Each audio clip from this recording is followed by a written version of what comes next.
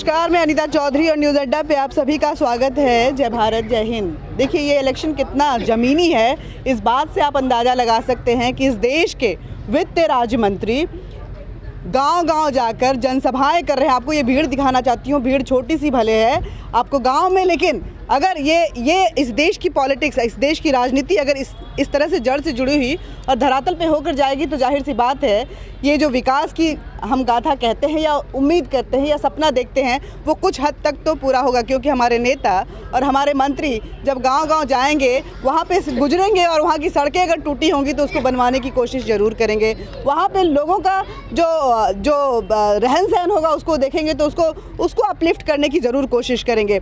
हमारे साथ बात करने के लिए इस देश के वित्त राज्य मंत्री पंकज चौधरी जी हैं। पंकज चौधरी जी वही पंकज चौधरी थी जिनकी कल सीतापुर में आपने देखा होगा कि प्रधानमंत्री मोदी ने खुद इनके हाथों में हाथ रखकर इनकी तारीफ़ें की कि इस बार का जो बजट आया है, जिस बजट को विजनरी बजट कहा जाता है, 2025 तक का वो बजट बोला जाता है, जहां गरीब जो है, हर एक जो अंतिम व्यक्ति है इस देश का, उस तक वो बजट पहुंचने वाला है, उसका फ़ायदा पहुंचने वाला है। वही हमारे साथ बात करने के लिए, बात तो अभी चुनावी माहौल की होगी लेकिन थोड़ी अर्थव्यवस्था भी समझेंगे हम। सर, इस तरह से जो गांव-गांव घूमकर मैं देख रही हूँ कि इस देश के जितने भी मंत्री हैं, चाहे नेता हैं, बड़े नेता कहे जाते हैं, वो पहुँच रहे हैं। क्या आप लोगों ने, बीजेपी ने ये मन बना लिया है कि हम एक जनता तक पहुँच के एक वोट अपने खाते ही में ही कर लेंगे? देखिए, भारतीय जनता पार्टी संगठनात्मक पार्टी है और भारतीय जनता पार्टी का कार्यकर्ता आज चुनाव है तब नहीं, चुनाव के पहले भी जब कोरोना काल था, जब सारे दल के नेता क्वारंटाइन थे, उस समय भी भारतीय जनता पार्टी का नेता और भारतीय जनता पार्टी का कार्यकर्ता जनता की सेवा करने के लिए गांव-गांव तक गया था।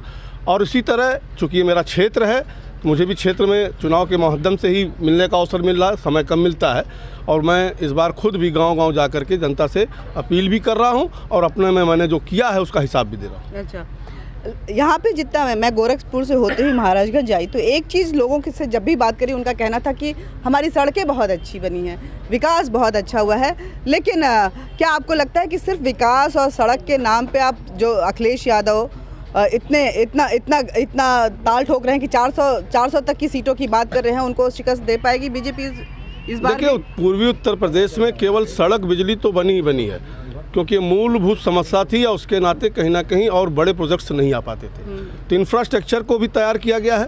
गोरखपुर खाद कारखाना 20 साल से बंद पड़ा था, उसको चालू कराया गया।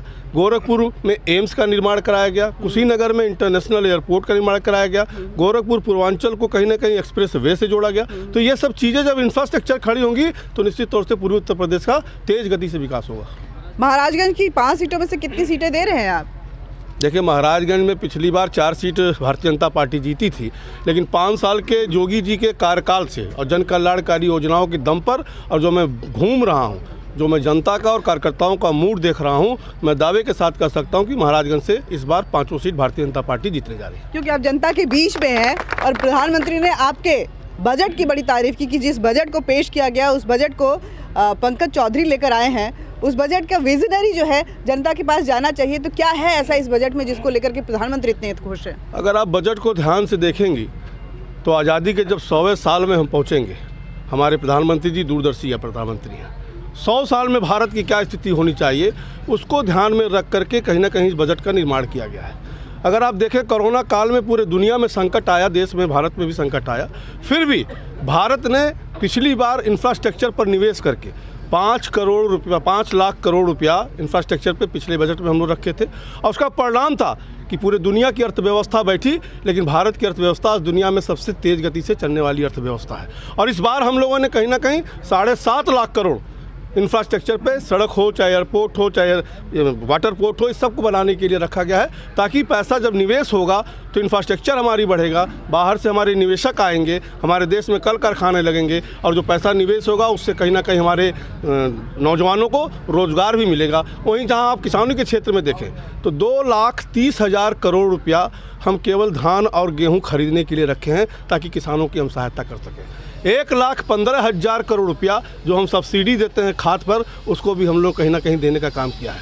घर घर हमको पानी पहुंचाना है, 60,000 करोड़ रुपया उस पर भी हम लोगों ने अलॉट किया था कि हर घर में, मोदी जी का जो वादा है कि 2024 तक हर घर में हमें नल से पानी देना है, उसकी भी व्यवस्था उसमें हम लोगों ने किया है। उसी प्रकार से कोरोना काल में ही 2022 में ही मकान बन के तैयार हो जाना चाहिए था, लेकिन चूँकि कोरोना काल से थोड़ा विलम्ब हुआ है, इस बार 80 लाख मकान का प्रोविज़न करके हम लोगों ने दिया है कि पूरे देश में जिसका भी मकान बाकी है उन मकानों को भी हमें बनाना है। तो कहीं ना कहीं ये 100 साल पूर्ण होने पे भारत की क्या स्थिति की, उसके विजन के तहत ये बजट लाया गया। तो ये रोजगार की आप जब बात की उसके लिए, क्योंकि युवाओं में बड़ा रोष रहता है कि रोजगार नहीं है, रोजगार नहीं है। आप बोल रहे हैं कि इतना इंफ्रास्ट्रक्चर हुआ है, इतनी इन्वेस्टमेंट हुई है, कंपनियां आएंगी, यहाँ पे कारखाने बैठेंगे, तो जाहिर सी बात है रोजगार होगी। आपकी इन बातों से, विजनरी इस एक्शन से क्या युवा जो है वो प्रभावित होंगे और इस बार विश्वास कर पाएंगे? निश्चित तौर से युवाओं के लिए ही, गरीबों के लिए ही, सबके लिए सरकार है। सबका साथ सबका विकास का सवाल है।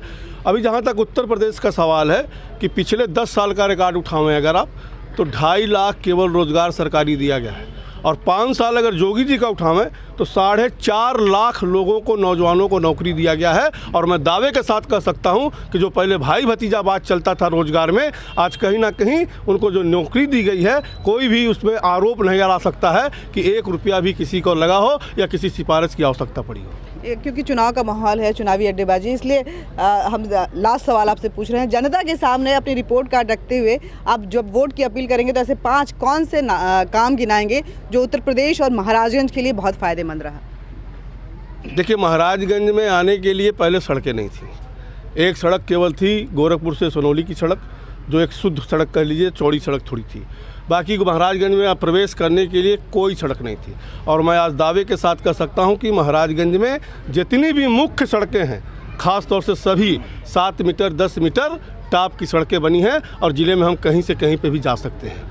महाराजगंज में 1,47,000 बिजली का खंभा लगा, 1,47,000 बिजली का खंभा लगा, जिससे कहीं ना कहीं सभी गांवों, सभी टोलों में हम बिजली पहुंचाने में सफलता प्राप्त किए, और हर घर में कनेक्शन दे करके हर घर में विद्युत देने का काम हम लोगों ने किया। मित्रों, जहां तक विद्यालयों का सवाल है, कायाकल्प योजना के तहत आज महाराजगंज के हजारों विद्यालयों को हम उनका कायाकल्प करने का काम किया। मेडिकल कॉलेज प्रस्तावित है यहाँ पर पीपी मॉडल से, वो भी यहाँ पर आने वाला है। इसी प्रकार से महाराजगंज में और भी चीज़ें हैं जो भविष्य में हमें करना है, वो चाहे गौतम बुद्ध की सर्किट से हमें जोड़ना है, रेलवे लाइन का विषय है, शुगर मिल का विषय है, इन सबों पे हम लगे हैं कि ज़्यादा से ज़्यादा जल्दी अपने ज़िले को ही हम मुहैया करा सकें। बहुत बहुत धन्यवाद आपका सर। तो ये हमारे साथ पंकज चौधरी थे, जनसभाएं कर रहे थे। आप देख सकते हैं कि किस तरह की भीड़ यहाँ पे है। लोगों को उम्मीद है कि अगर उनके बीच में इस देश के वित्त राज्य मंत्री आए हैं तो ज़रूर उनकी भी आर्थिक स्थिति पे कहीं ना कहीं बदलाव होगा और उनके कायाकल्प होंगे। सिर्फ महाराजगंज के नहीं बल्कि उनके गाँव के भी होंगे, उनके अपने रहन सहन के भी होंगे। बहुत बहुत धन्यवाद आपका। जय हिंद, जय भारत।